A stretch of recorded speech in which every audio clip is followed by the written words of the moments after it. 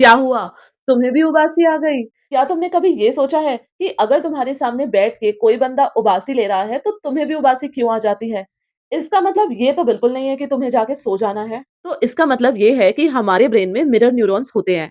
इसका मतलब जब कोई इंसान हमारे सामने बैठ के कोई एक्टिविटी करता है, तो हमारा ब्रेन उसको ऑटोमैटिकली कॉपी कर लेता है। और अगर तुम्हारे अंदर एम्पैथी ज़्यादा है, तो तुम्हारा ब्रेन दूसरों के एक्शंस को ज़्यादा कॉपी करेगा। इसका मतलब अगर सामने वाले को उबासी आ रही है, तो तुम्हें भी उबासी आएगी। अगर वो हँस रहा है, तो तुम भी खुश हो जाओगे और अगर वो रो रहा है, तो तुम भी थोड़े से इमोशनल हो जाओगे।